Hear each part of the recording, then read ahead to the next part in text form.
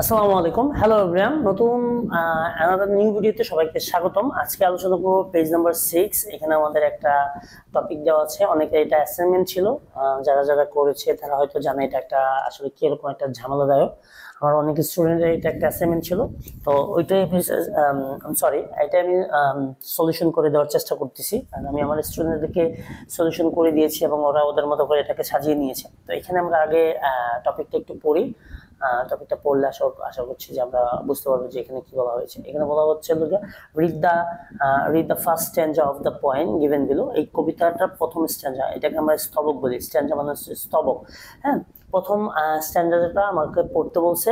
Then in pairs R group এবং pair আমাকে discuss করতে বলছে। Right about the image or picture that comes to your mind. আমার মাথায় বা আমার চিন্তা ভাবনায় কোন ছবিটা আসতেছে, কি ধরনের ছবি আসতেছে ওয়াইল রিডিং দ্য পয়েমটা যখন পড়ি তখন আমার মাথায় কি আসতেছে সেটাকে আমাকে লিখতে হবে।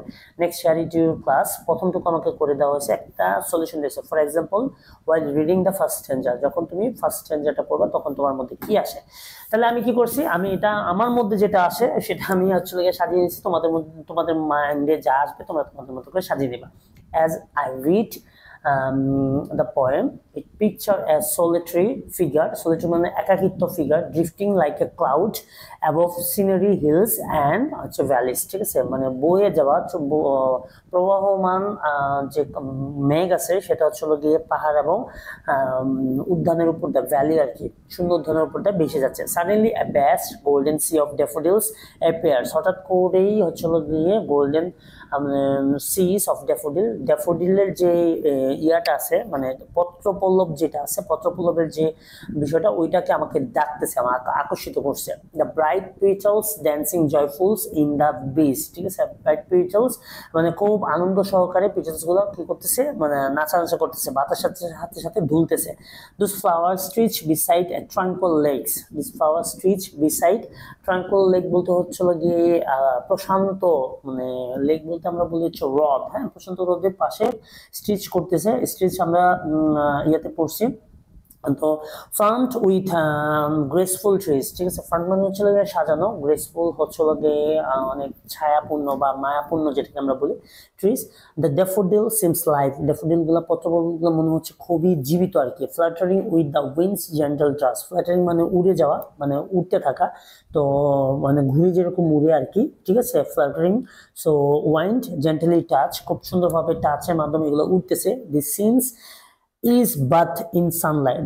বিষয়টাকে একদম মানে মনে হইতেছে যে সূর্যের ইয়াতে চলে গিয়ে গোসল হচ্ছে, সূর্য স্নান যাকে আমরা বলি আর কি। হ্যাঁ, creating a vibrant contrast between the yellow flowers, green glass and blue skies. ঠিক আছে, একটা মানে একটা সুন্দর একটা কন্ট্রাস্ট তৈরি করতেছে, মানে একটা ভাইব যেটাকে বলি আমরা সাধারণত, অবস্থান তৈরি করতেছে। সবুজ ঘাস, সবুজ ফুল, হলুদ ফুল, সবুজ ঘাস এবং আকাশের মধ্যে আর কি।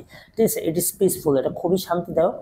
ইনচ্যান্টিং মোমেন্ট, মন্ত্রমুগ্ধকর মোমেন্টস আর কি, অবস্থা আর কি।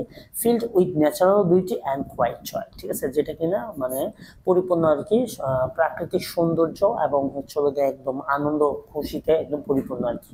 ঠিক আছে, এটা আমার মনে হয়েছে যে এরকম আর কি, সেজন্য হচ্ছে যে এটা আমি আমার মতো করে আর কি সাজিয়ে লিখেছি।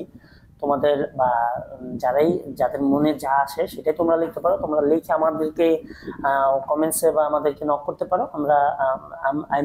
আমি হচ্ছে চেক করে দেখতে পারি যে হ্যাঁ তোমাদের লেখা গ্রামাটিক্যাল বা ভোকাবুলারি গুলো ঠিকঠাক মতো বসছে কিনা বা ঠিক মতো তোমরা বসাতে পারছো কিনা, সেটা নিয়ে আমরা হচ্ছে বা ইয়া করতে পারি।